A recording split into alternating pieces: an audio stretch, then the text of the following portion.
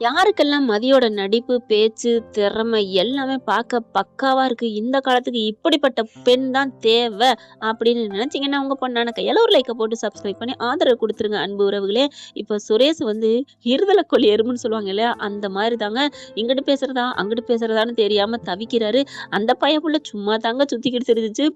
Police ட்ரெஸ்ஸ போட்டுக்கிட்டு, மாமா நீங்க சொன்னா சரி, மாமா நீங்க சொன்னா சரி அப்படின்னுட்டு.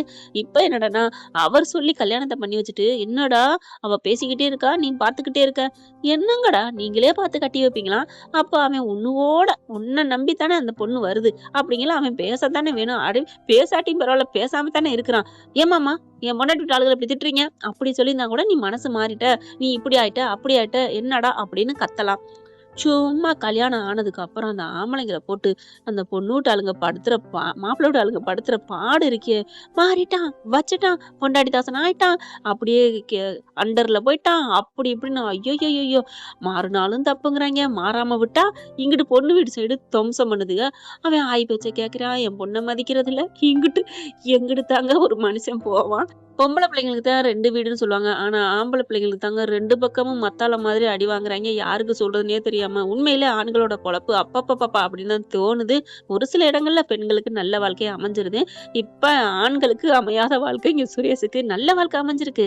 ஆனாலும் இந்த 2 பக்கத்து தரியனத்தம் போடுற வேலை இப்ப கோவிச்சுட்டு போயிறாரு. மாமா, மாமா, மாமான்னு பின்னாடி வந்து அவன் போம்மா அப்படிங்கிற மாரி போயிடுறான். மதி அவங்களோட நிலைப்பாட்டுல கரெக்ட்டா தான் இருக்கிறாங்க. ஆனாலும் அப்பா, அம்மா கெஞ்சுறதுனால கொஞ்சம் அட்ஜஸ்ட் பண்ணி விட்டு குடுத்து போகலாம். இந்த நாட்டோட இப்ப போற நிலைமைக்கு. ஆனா மதிப்பக்க தப்புன்னு நான் சொல்லவே மாட்டேன். 100% கரெக்ட் தான். ஆனாலும் 1% பெத்தவங்களுக்காண்டி விட்டு குடுத்து கொஞ்சம் பொறுமையா ஹேண்டில் பண்ணா மதி வாழ்க்கை சிறக்கும். ஏன்னா சுரேஷ் கொஞ்சம் நல்ல பணம் தான் இருக்கிறான்னு தான் என்னோட அட்வைஸுங்க. நீங்கலாம் என்ன நினைக்கிறீங்க? கமெண்ட்ஸ்ல சொல்லிருங்க ஃப்ரெண்ட்ஸ். பொதுவா விட்டு குடுத்தா கெட்டு போறதில்லன்னு சொல்லுவாங்க. இப்ப எல்லாரும் கிளம்புறாங்க. கிளம்புகையில பாவம் எப்படிங்க பெத்தவங்களுக்கு புகுந்த வீட்ல இருந்து சண்டை நடந்தா அவங்களால தாங்க முடியாது. மதி நான் கிளம்புறேம்மா. மதி கொஞ்சம் வாய கட்டிக்கடி. அம்மா என்னம்மா சொல்ற? என்ன பத்தி உங்களுக்கு தெரியாதா? நான் அதெல்லாம் பேச மாட்டேம்மா. என்னைய சீண்டுனா அடியே சீண்டுனாலும் பரவாயில்லடி. எங்களுக்காகடி ப்ளீஸ்டி. அந்த தங்கச்சியுமே நான் தெரியாம தப்பு பண்ணிட்டேனா, நான் பேசியிருக்க கூடாது அப்படின்னாங்க சொல்லுது. உண்மையிலே நல்ல பிள்ளையா தான் வளர்த்துருக்காரு அறிவுமதியையும். இப்ப எல்லாம் கிளம்பி வராங்க. மூஞ்சிய தொங்க போட்டுட்டு வராங்களா? அதுக்குள்ள பார்த்தா, என்னடி மாப்பிள எங்க? மாப்பிளன்னு ஃபோன் அடிச்சா மாப்பிள எடுக்கல. ரேவதிக்கு அடிக்குது ஆத்தாக்காரி. மாப்பிள என்னாச்சு? இவ மட்டும் மாப்பிள நல்லா இருக்கணும். அடுத்தவ மட்டும் வாழக்கூடாதுங்க. இந்த கால் அந்த அந்த சேலைய மடிப்பெடுத்ததுக்கு என்னம்மா கங்கணம் கட்டுது. பாக்கியராஜுன்னு கூப்பிட்டு வச்சு கைய வலிச்சு விடுறா. சரியான சூனிய கிழவின்னு தாங்க சொல்லணும். அத பண்றா, இத பண்றா. எப்படியாவது பிரிக்கணும். இவன் ரொம்ப பொண்டாட்டி தாசன் ஆயிட்டான்னு கங்கணம் கட்டிக்கிட்டு இருக்குதுங்க. இப்ப ரேவதிக்கு திருப்பி அடிக்குதா? ரேவதி என்ன பண்றாங்க? அம்மா அது வந்து வந்து கிளம்பி போயிட்டம்மா அப்படின்னு சொல்ல, ஏன்டி என்னடி ஆச்சு? குரல்ல ஒரு மாதிரி இருக்கே அப்படிங்கல. ஒண்ணும் இல்ல. அங்க ஒரு என்ன பிரச்சனையா? என்ன பண்ணா மதி? அவன் என்ன பண்ணா அவங்க அப்பன் ஆத்தா? யாரடி பண்ணா? அப்படின்னு அடிக்கிட்டே போகுது. அம்மா அம்மா அமைதிம்மா. ஏன் இப்படி பறக்குற? ஒண்ணும் நடக்கல அப்படின்னு சொல்றாங்க. ஏய் என்னடி நடந்துச்சு? மாப்பிள்ளைட்ட குடுறி. மாப்பிள்ளை தான் ஃபோன் எடுக்க மாட்டேங்கிறார்ல. அப்புறம் என்ன? நீ குடுறி அப்படிங்கல. குடுக்குறாங்க, நீட்டுறாங்க. அப்படியே திரும்பி பார்க்குறாரு. அப்படியே பட்டையப்பா ரஜினி மாரி அப்படின்னு திரும்ப, என்ன பார்வை?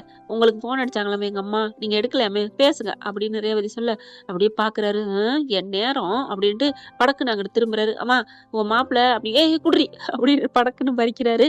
அத்த சொல்லுங்க அத்த. என்ன மாப்பிள இங்க நடக்குது? நான் வந்திருக்கணும். அங்க ஏதோ பிரச்சனைங்கிறா. அது வந்து உங்க மகன் சொன்னது பாதிதான். மீதி அவ எவ்வளவு திமிரா பேசுறா தெரியுமா? என்னால தாங்க முடியல அத்த அப்படின்னு எல்லாத்தையும் சொல்ல, ஓ அவ தங்கச்சி நல்லா இருக்கணும்னு நினைச்சா, ஏன் மாப்பிளைய கண்டபடி திட்டுவாளா? வரட்டும் அப்படின்ட்டு மாப்பிள இன்னொன்னு கேட்கணும். என்னத்த? அந்த சுரேஷ் பையன் என்ன பண்ணான்? அப்படி சொல்ல, அவன் என்ன பண்ணுவான்? அவன் எதுவும் திட்டுனானா உங்கள? அவன் எப்படி திட்டுவான்? அங்கேயும் திட்டல, எங்களையும் திட்டல. அப்படியே நிக்கிறான் பிள்ளையார் மாரி. அப்படி சொல்ல, சரி சரி நீங்க இரு வரட்டும் நான் பாத்துக்கிறேன். மாப்பிள நீங்க எதையும் நினைக்காதீங்க மாப்பிள. நான் ஒண்ணும் நினைக்கல அத்த. ஆனா என்னால தாங்க முடியல. அதான் நான் கிளம்பி வந்துட்டேன். வந்தது வரையும் கரெக்ட் தான். அவங்க மூஞ்சில கறி பூசிட்டு வந்துட்டீங்களே சூப்பர் மாப்பிள அப்படின்னு சொல்லல பட்டக்குன்னு ரேவதி பறிக்குது. ஏம்மா இப்படியே அடுத்தவங்கள போட்டு இப்படி படுத்தி எடுக்கிற? போன வைமா. இந்த மாதிரிலாம் பேசாத. அவரை ஏத்தி விட்டு கெடுக்கிறதே நீ தான் அப்படின்னு வச்சிடுறாங்க. ஏய் எதுக்குடி இப்ப அம்மாவை திட்டுற? என்னங்க அவங்க ஏன் அம்மா உங்க அம்மாவை திட்டுற மாதிரி பேசுறீங்க அப்படின்னு சொல்லிட்டு பயங்கரமா கத்துறாங்க. கொஞ்சம் அன்பு உறவுகளே, சலதோஷம் பிடிச்சிருக்கு, கொஞ்சம் அட்ஜஸ்ட் பண்ணிக்கோங்க. இப்ப சுரேஷும் அவங்க இவங்க எல்லாரும் கிளம்பி வீட்டுக்கு வராங்களா, ரெடியா நிக்குதுங்க வாசல்ல. சுரேஷ் பாக்குறாரு, பாக்கியராஜும் பாக்குறாங்க. ஆகா, அம்மா வாசல்ல நின்றா நம்ம ஏதாவது தப்பு பண்ணிட்டோம் அதை கண்டுபிடிக்கிறதுக்கு தான் நிக்கும், கேட்கறதுக்கும் திட்டுறதுக்கும். இதுங்களுக்கு ஏற்கனவே இந்த பாலிசி நடந்திருக்கு. தங்கச்சியார் என்ன பண்ணுது, மலர்கிட்ட போயிட்டு, அண்ணி அம்மா நிக்குதே, காவக்கார மாதிரி நிக்குதே, கருப்பு மாதிரி, கருப்பு படம் எதுவும் பார்த்துருக்குமா? எங்க பார்த்தோம், பார்க்கவே இல்லையே, பாட்டுக்கிட்டு பார்த்துருக்குண்டி அப்படின்னு சொல்ல, அண்ணி சும்மா இருங்க, இந்த நேரத்துலயும் உங்களுக்கு குதூகலம் கேக்குதோ, அப்புறம் என்ன பண்றது, உங்க அம்மா பண்றதுக்கெல்லாம் அப்படிதான் ஜாலியா இருந்து என்ஜாய் பண்ணணும் அப்படிங்கல, வாங்க வாங்க இப்ப அம்மா கொடுக்குற டோஸை நல்லா என்ஜாய் பண்ணுவோம் அப்படின்னு மெல்ல நடந்து வரையில தலையை குனிஞ்சிட்டு போயிருன்னு மலர் போயில, ஏன் நிலுங்கடி அப்படி சொல்ல எல்லாரும் நிக்கிறாங்க. என்னம்மா போகணுமா அப்படின்னு பாக்கியராஜும் சுரேஷும் சொல்ல, போகத்தாண்டா போறீங்க, யாரும் இல்லேன்டா, ஆனா அதுக்கு முன்னாடி எனக்கு பதில் சொல்லிட்டு போங்கடா. என்னம்மா அப்படின்னு கேட்க, அங்க என்னடா நடந்துச்சு? அங்க என்ன நடந்துச்சுன்னா, அதான்டா தோ இவ வீட்டுல என்ன நடந்துச்சு. ஐயோ அம்மா, உங்களுக்கு ஒண்ணுமே தெரியாதா பாக்கியராஜுங்க இவ்வளவு பேசுறது? அங்க நான், என் பிள்ளைங்க, உன் பிள்ளைங்க எல்லாரும் அங்க நடந்தோம் அப்படிங்கல. என்னடா என்கிட்ட காமெடி பேசுறியா? பின்ன என்னம்மா, என்ன நடந்துச்சுன்னு கேட்டா, அதான் உங்ககிட்ட எல்லாம் வத்தி வச்சிருக்காரு மச்சான் மாமா, அப்புறம் என்ன? சுரேஷ பாக்குறாங்க, டேய் உன்கிட்ட கேட்கலடா, நீ ரொம்ப பண்ணி என்னைக்கோ பொண்டாட்டி தாசன், நீ இன்னைக்கு பொண்டாட்டி தாசனா என்னடா சுரேஷ் சொல்லு. ஐயோ அம்மா அப்படிலாம் இல்லம்மா, நான் எதுவும் பண்ணல அப்படி சொல்ல, அதான்டா கேக்குறேன், ஏன்டா பண்ணல? இவ தங்காச்சி என்னடி பெரிய நீ தங்காமான தங்கச்சியா?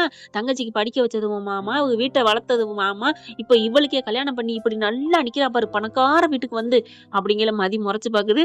என்னடி நாங்க என்ன பணக்கார வீட்டு இல்லைங்கிறியா, சொந்த வீட்டுல இருக்கோண்டி, நாங்களும் சொந்த வீட்டுல தான் இருக்கோம் அப்படின்னு மதி சொல்ல, அந்த வீடு என் மாப்பிள்ளை போட்ட, வேணாண்டி என் வாயில சொல்ல வைக்காத அப்படின்னுட்டு, ஏண்டா அவங்களுக்கே இம்புட்டு திமிரு இருந்தா என் மாப்பிள்ளை கேட்க கூடாதா? என்னடா கேட்டான், என்ன கேட்டாரு?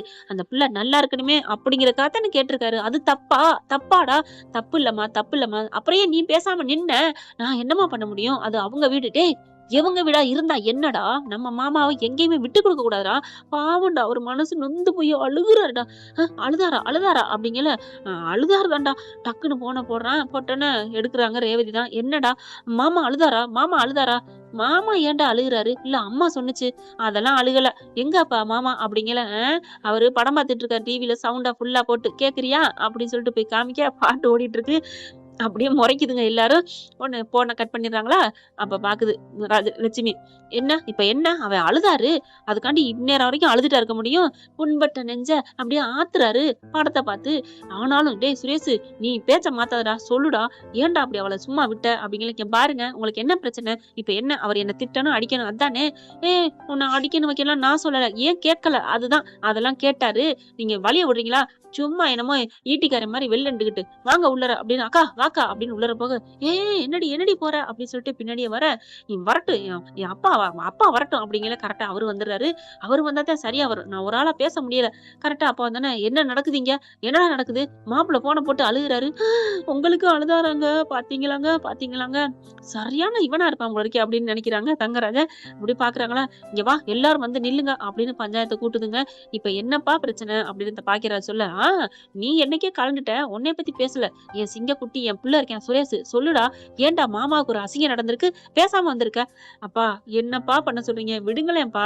மதியம் இடையில வந்து, மாமா ஒண்ணுமே நடக்கல, என் தங்கச்சி போன்ல ஃப்ரெண்டு கிட்ட தான் பேசிக்கிட்டு இருந்தா, அதையும் அவர் தான் புடுங்கணும் அப்படி சொல்ல, சரி புடுங்கனா கொடுக்க வேண்டியதானே, ஒரு தப்பு இல்லைன்னா அப்படி சொல்ல, அது ஏன் புடுங்கணும்னு நான் கேக்குறேன், அதுக்கப்புறம் ஏன் புடுங்கனா தப்பு இல்லைன்னு சொல்றீங்க அப்படி சொல்ல, இங்க பார், ஒரு நாள் உன் தங்கச்சி யாரையா கூட்டிட்டு ஓடத்தான் போறா அப்படின்னு, மாமா அப்படின்னு கோவம் வந்துருது. அவ்வளவுதான் உங்களுக்கு மரியாதை. யார பார்த்துட்டு இப்படிலாம் பேசுறா அப்படின்னு சொல்லிட்டு மலர் பிடிச்சி கையை இழுக்குது. மதி என்ன அப்படின்ட்டு, என்னக்கா நானும் பார்த்துட்டு இருக்கேன், இவருக்கு என்ன 2 கொம்பு இருக்கா, இவர் பேசினா நம்ம அடங்கிட்டு போகணுமா? அதெல்லாம் என்னால முடியாது, என் தங்கச்சி யாராவது ஓடி போயிருங்கிறாங்க, இப்ப இவங்க வேணாம் சே அப்படின்னு வாயிலாவான்னு அடிச்சுக்கிறாங்க. வேணாம் இவர் சொன்னாங்கிற கண்டி நான் சொல்ல மாட்டேன், அந்த பொண்ணை நானும் என் கூட பிறந்த தங்கச்சியா தான் சொல்றேன், அதனால ஆனா வாயில வர வச்சுட்டாங்களே, ஐயோ நெத்தியில அடிச்சுக்க, அதான் வந்துருச்சேடி என் புள்ள ஓடி போகணுண்டு அப்படின்னு சொல்லாத வார்த்தைக்கு இவ்வளவு முக்கியத்துவம் கொடுத்துட்டு வருதுங்க அவங்க சுரேஷ் அம்மா. உடனே பாக்குது மதி, இதுக்கே நீங்க இப்படி வரீங்களே, அப்ப நீங்க சொல்றீங்களே எங்களுக்கு எப்படி இருக்கும், அப்படிங்கல. இந்த அளவுக்கு நீ திமிரு வச்சு பேசிட்டில, இனிமே நாங்க விட மாட்டோம்டி அப்படின்னு சொல்லிட்டு, மாப்பிள அப்படின்னு போன பண்றாங்க. அவர் எடுக்கல. அவர் எடுக்காட்டி என்ன, 30 லட்சத்தை எடுத்து எண்ணி வைங்கடி அப்படி கேட்கல. 30 லட்சமா எதுக்கு? உங்களுக்கே நான் கொடுக்கணும்? என் மாப்பிள்ளை உங்க வீடு கட்டுற கொடுத்துருக்காரு, உன் தங்கச்சிக்கு படிக்க கொடுத்துருக்காரு, உன் கல்யாணத்துக்கு அவ்வளவு செலவு பண்ணிருப்பீங்களா, எப்படி ஒரு 10 லட்சம் எல்லாம் சேர்த்து 40, அது ஒரு 10, 50 லட்சத்தை காசை வைடி அப்படின்னு சொல்ல, நாங்க எதுக்கு வைக்கணும்? ஆமா, என்ன நினைச்சிட்டு இருக்க? என் மாப்பிள்ளை உங்களுக்கு எவ்வளவு நல்லது பண்ணிருக்காரு, நன்றி கட்டவள 50 லட்சம் விட்டு கொடுத்துருக்காரு, அவரையே நீ எதிர்த்து பேசுவியா? அன்னைக்கு என்னமோ அப்படி பேசிருக்க, இன்னைக்கு என்ன இப்படி பேசுற? மரியாதை நீ 50 லட்சத்தை வச்சா வை, இல்லைன்னா வீட்டை விட்டு போடி அப்படி சொல்ல, அப்படியே பாக்குறாங்க. மலர் வருது. அத்தை விடுங்க அத்தை, ஏண்டி விடணும் அப்படிங்கல. சுரேஷ் என்ன சுரேஷ் உடனே மதிப்பாகுது. ஓகே, 50 லட்சத்தை கொடுத்து இந்த வீட்டுல வாழ்றதுக்கு நான் எங்க வீட்டுல போய் இருந்துக்கிறேன் அப்படின்னு மெல்ல மெல்ல மாசம் மாசம் அவங்க காசு வரும் அப்படின்னு போய் சூட்கேஸ் எல்லாம் துணிமெல்லாம் எடுத்துட்டு வேகமா வெளில வராங்க. ட்ராலி பையோட எடுத்துட்டு வர பாக்குறாங்களா. மலர் இருந்துட்டு அத்தை அத்தை மாமா மாமா என்ன இப்படிலாம் நடக்குது? பாக்கியராஜ் இருந்துட்டு மதி போகாத. என்ன என்ன மாமா, இப்பதானே உங்க அம்மா சொன்னாங்க போன்னு சொல்லி. ஏய், நான் எப்படி உன்னைய போக சொன்னேன்? இப்பதானே சொன்னீங்க 50 லட்சத்தை வச்சுட்டு தான் இந்த வீட்டுக்குள்ள வாழணுண்டு. ஆமா, உன்னைய வாழுன்னு தானே சொன்னேன். 50 லட்சம் வச்சா தானே, என்கிட்ட இல்லையே, வைக்கலன்னா என்னை போன்னு சொல்றது தானே அர்த்தம்.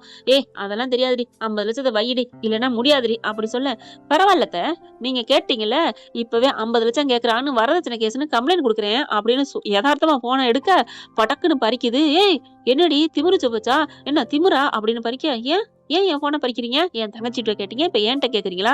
பாருங்க பாத்துக்கங்க அப்படிங்களே. அதெல்லாம் யாரடி பார்த்தா, நீ யார்கிட்ட பேசுனா எனக்கு என்ன அப்படின்னு சொல்லல. சுரேஷுக்கு புசுக்குன்னு கோவம் வருது. நீ யார்கிட்ட பேசுனா எனக்கு என்ன, எவன்கிட்ட பேசுனா எனக்கு என்ன அப்படிங்கிற. அம்மா அப்படின்னு கத்துறாரு சுரேஷ். என்னடா புதுசா பொண்டாட்டி மேல பாசம் வந்துருச்சா? அம்மா அதுக்காண்டி ஒரு அளவு இல்லையாம்மா, என்னம்மா இந்த வார்த்தையெல்லாம் கேக்குறீங்க? ஏன்டா எவன்ட்டேங்கிறது ஒரு தப்பான வார்த்தை இல்லையா? அம்மா இந்த வார்த்தையில இருக்க அர்த்தம் வேறம்மா, பேசாதீங்க அப்படின்னு சொல்ல.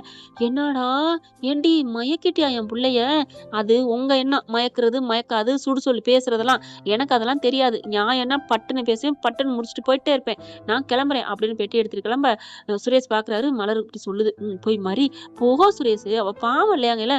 ஏய் மதி எங்க போற அப்படின்னு பிடிக்கிறாருங்க. பேக்க புடுங்க. உடனே ஆத்தாக்காரி, டே சுரேஷ் வேணாண்டா, அவளை விட்டுறா, அவ போகட்டும்டா அப்படி சொல்ல. முடியாதுமா, நான் அதெல்லாம் அனுப்ப மாட்டேன் அப்படின்னு சொல்லிட்டு இருக்கல. டே எதுக்குடா, அவ போகட்டும்டா, அவ ரொம்ப பேசிட்டா, எப்போ என் மாப்பிள்ளைய பேசினாலும் அவ இனிமே இந்த வீட்டுக்குள்ள இருக்கக்கூடாது அப்படின்னு பேசுறாங்க. அவ எங்க வேணாலும் போட்டும், எவன் கூட போட்டுங்க, இல்ல செம்மகம் வருது. சுரேஷ் பயங்கரமா கத்திராரு. அம்மா அப்படின்னு சொல்லிட்டு, இங்க பாருமா, அவ்வளவுதான் லிமிட். என் பொண்டாட்டி அவ, என்னதான் இருந்தாலும் என் கூட கடைசி வரைக்கும் வாழ போறவ. அவகிட்ட 50 லட்சத்தை வாங்கி நான் என்ன பண்ண போறேன்? எனக்கு சம்பாத்தியம் இருக்கு, என்னோட தொழில் இருக்கு, என்னோட வேலை இருக்கு, அதை வச்சு நான் முன்னுக்கு வந்துக்குவேன். உங்க பைசாவும் தேவையில்லை, உங்களுக்கு 50 லட்சம் கொடுக்கணும் அவசியம் இல்லை அப்படின்னு சொல்லிட்டு மதிய பாக்குறாரு. மதி கண்ணுல இருந்து தார தாரையா கண்ணீர் போகுது. சுரேஷா ஆச்சரியப்படுறாரு, எதுக்கு இவ அழுகுறா அப்படின்னுட்டு.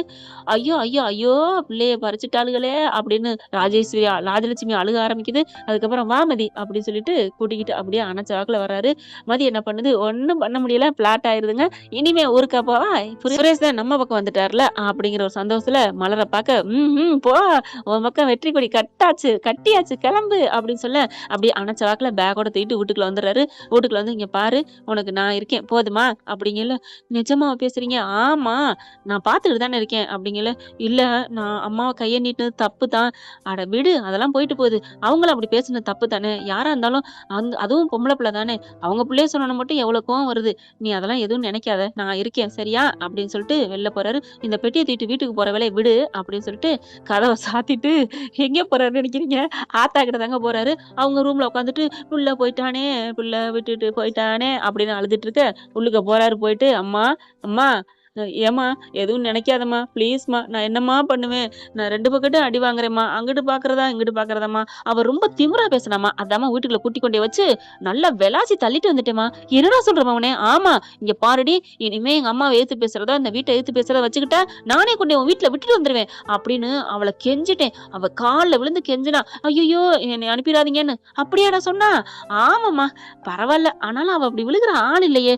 ஐயோ அம்மா கரெக்டா கண்டுபிடிக்குதே அப்படின்னுட்டு, சரிம்மா நீ நிம்மதியா இரு, உனக்கு நான் பிடிச்சத வாங்கிட்டு வரேன் அப்படின்னு சொல்லிட்டு கிளம்ப. ஏங்க நம்ம பையன் நம்ம பக்கம் தாங்க இருக்கேன், நம்ம தான் தப்பா நினைச்சிட்டோம். அவங்க நம்பிக்கை இப்படிதாங்க நடந்துக்கணும், என்ன பண்றது? ஆனா இவர் இங்க மதிக்கால விழுந்தது அவங்களுக்கு தெரியாது இல்லையா? என்ன ஃப்ரெண்ட், இப்படிலாம் போனா நல்லா தானே இருக்கும். பார்க்கலாம் என்ன நடக்க போகுதுன்னு. இந்த பதிவு உங்களுக்கு பிடிச்சிருந்துச்சுன்னா அவங்க பொண்ணான கையால் ஒரு லைக்கை போட்டு சப்ஸ்கிரைப் பண்ணி ஆதரவு கொடுங்க அன்பு உறவுகளே. Thank you friends. இந்த வீடியோ உங்களுக்கு பிடிச்சிருந்தா தயவு செய்து லைக் பண்ணுங்க. இன்னும் அப்டேட்ஸ்க்காக சேனலை சப்ஸ்கிரைப் பண்ண மறக்காதீங்க. நம்ம கிட்ட இருக்க எல்லா சேனல்ஸோட லேட்டஸ்ட் வீடியோ அப்டேட்ஸ்க்காக மேல ரைட் சைடுல காட்டுற லிங்கை கிளிக் பண்ணி வாட்ஸ்அப் குரூப்ல ஜாயின் பண்ணுங்க. உங்களிடம் விடைபெறுவது நான் உங்கள் மெஹர்.